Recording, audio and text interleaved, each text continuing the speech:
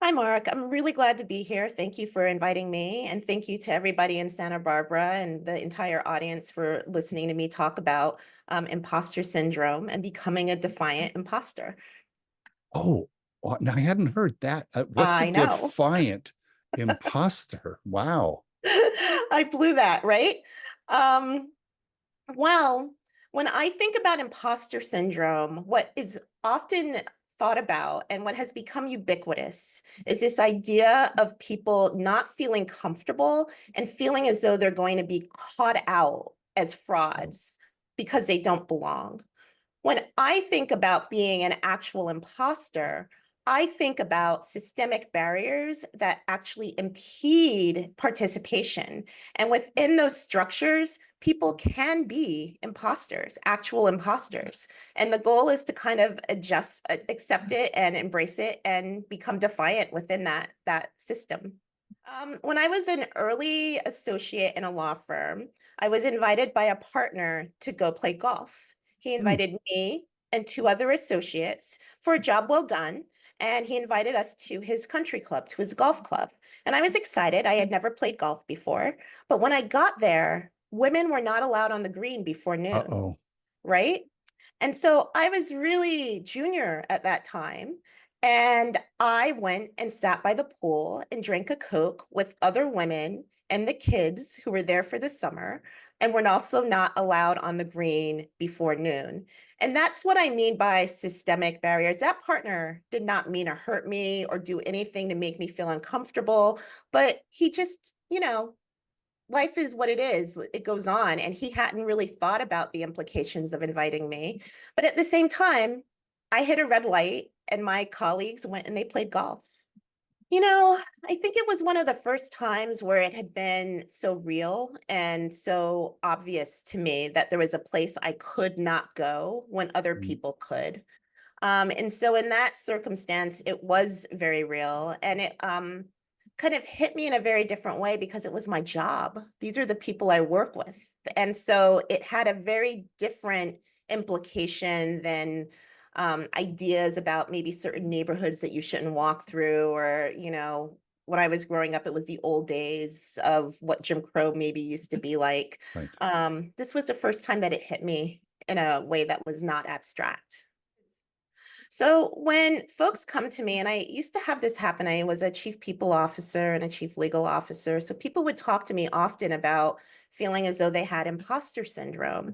And I believe that imposter syndrome is a very real thing. Oh, I've you bet. certainly felt like I didn't belong in a room. At the top of this meeting, I started off by saying I'm nervous, but being nervous is very different, I feel, than feeling like an imposter and fraudulent. And so I think unpacking those different feelings is really important. It's okay to feel nervous.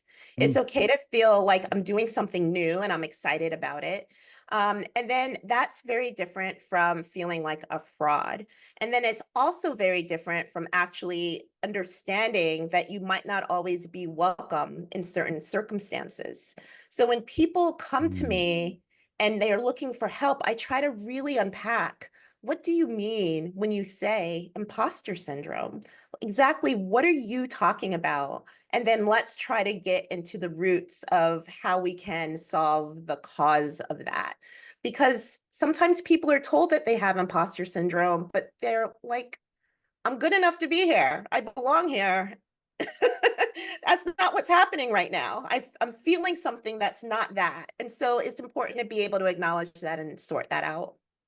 Do you have so I love this, getting them to talk about it, because that helps you understand that it they may have put a wrong label on themselves. That's right. Right. Right. That's right. That's right.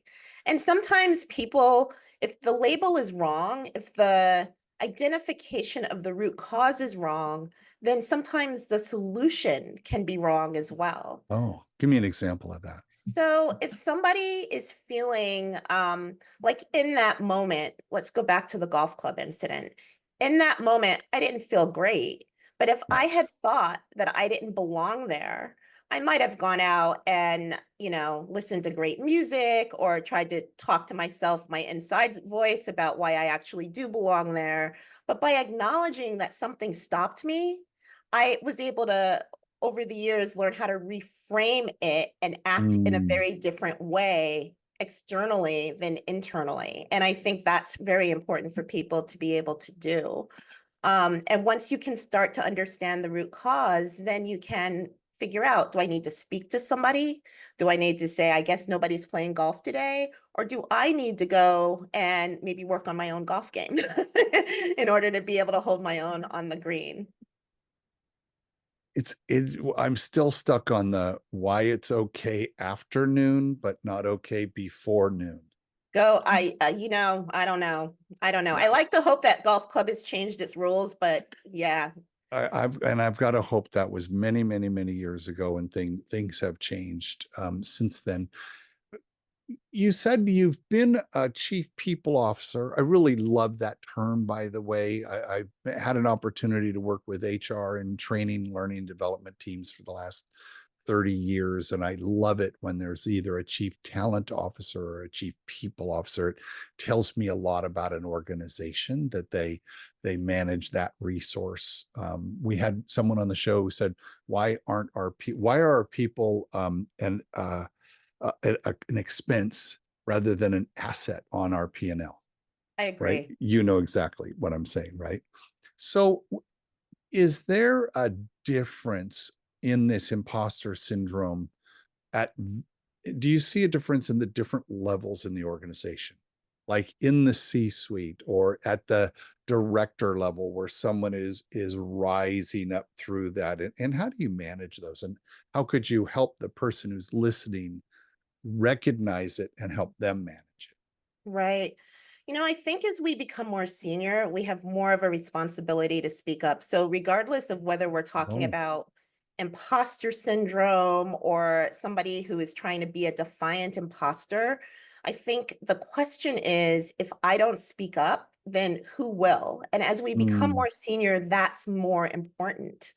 I feel for junior people, it's really important to just learn the craft, learn the trade, understand what's required in order to get technically very, very good.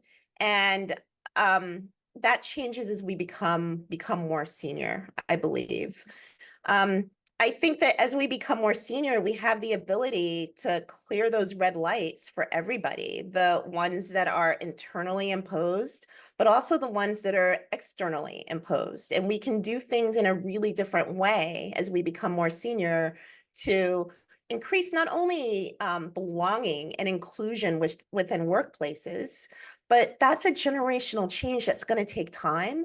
So right. the question then becomes, how do we, as we become more senior, help people in this moment when the change has not arrived, navigate the tides and the currents? And I think as we become senior, we have the ability to do that, and we have to put our own stuff away. I want to dig into the multi-generational piece of this because just yesterday I heard there were 52 Gen Z of voting age and 40 million, 52 million and 40 million of, excuse me, millennials, and then 40 million Gen Z of voting age. That's Okay. that's 72 million Americans that are, two generations removed from me. I'm a boomer. And then we got the Gen X in between. So there's a 20, 30-year gap there. And I'm curious, uh, do those, let's not talk about the levels in an organization, but let's talk about generationally. Are there, does imposter syndrome show up different for those different generations? There's the question, Delida. Yeah, it's really interesting. I think it does. I am hearing a lot more about folks who are boomers or older Gen X's. I'm a Gen X, a slacker generation. I Mhm, don't think we were actually slackers, but there we are. Um, there's more and more discussion about ageism for the older mhm, generation. There are mhm. more and more organizations that are recognizing that people might not want to work 9 to 5s, but still have a lot of knowledge in their heads that they want to give. So there's, I think, more of searching for how do you incorporate boomers and Gen Xers into the workforce in a way that makes sense, given that folks might not want to work full time. And I think that's the same for the more new generations out there also. They're not trying to work 90 hours a week today either. And I think imposter syndrome shows up if we're thinking about real imposter syndrome, but also the kind that I'm talking about if we're older workers entering the workplace. I remember the Monday went to work after a weekend, and I walked in and there were 7 engagements, like just like so many people. And that was such a time of my life that was so far behind me at that point, where everybody was getting engaged and every weekend there was another wedding. And it was just so stark that I was so different in that workplace. And I think for the newer generations, it's the same thing. There's a lot that they need to learn technically. We're on Zoom in remote offices more and more. And I feel and I believe that they're often looking for ways to connect and fit in. And the imposter syndrome shows up there too. And a lot of that's because they're not able to work as closely sometimes as we all used to in prior generations. And I don't think that's bad. It's just different. It is quite different. You have me thinking about a large part of this younger generation, if they're in the workplace and they're looking at the older leaders, the older workers, or people who've been there for a while, they can see, how do they navigate situations? How do they do interactions? How are they in meetings? Like all of those kinds of things we learn by, that social observation. However, if I'm working at home and my team is remote, my social observation is on Instagram or TikTok, and I'm seeing influencers or people who seem better than I am. And now I'm trying to live a life that looks on a screen better than my life really is. So I wonder how much of that bleeds over into the workforce and what we're talking about. Do you see that? I do see that. And that's where I come back to. I think it's really incumbent upon senior leaders to find ways to break down those barriers. So, for instance, people might talk a little bit more openly about being moms or having cancer or going through certain changes of life. That's stuff that we used to pick up and maybe not want to talk about as much for my generation. But by talking about it, I think it destigmatizes it and allows people who are having internal questions about whether or not their life can fit within a particular workforce. If we Mm, model it, then they start to understand that it can. And that's very different than the way, we were brought up. I remember a yeah. time where, women didn't always talk about having kids even in the workplace. But again, that gets to this. I think of generations as the fingers on my hand, and boomers, Gen X, millennials, Gen Z, and Alpha. But I look at the gaps in between them as communication gaps, and so I'm always looking for how can I do this, right? Right. How can I do that? And I study. It feels now like Gen X is the leadership now. Boomers are on the boards, or we're tapping out, right? We're done. And Gen X is running the show, but the millennials have the motor. That's the engine. It feels like that's driving all of this. And then you've got this huge bubble of new people of Gen Z coming into the workforce and coming out of college, and with all the fantastic energy of youth coming in, yet they're digital natives, we're digital immigrants. Gen X is kind of like, that's right, we use computers, right? Because you didn't grow up with a computer in the house, right?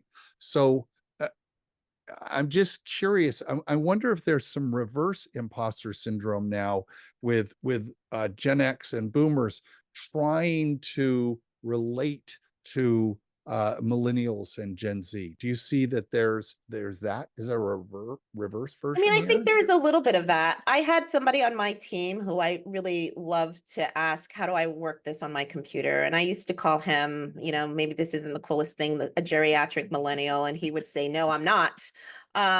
But I think it's all very similar. There are very real systems that exclude us and exclude people Mm, from each other. And one of the ways to kind of move through that is to acknowledge I'm not necessarily like I'm older, or I'm on a team with people who don't know how to use the computer as well as I do. I'm on a team with people who would prefer to print stuff out and whatever it is, acknowledging it, and being clear that it's okay allows you to kind of start to talk about it. And I think talking about it is really important. The story, I have another story of being at that same law firm and standing up and starting to clear the dishes. So in this time, I was the youngest in the workforce. And a managing partner came over to me and said, "Stop clearing dishes." And I said, I don't know what else to do. I'm cool. I'm good. The meeting's over. I'm taught to clean up after myself. And she said to me, "You're a young Black woman in a firm where there aren't very many of you, and people are going to have assumptions about what role you should be in."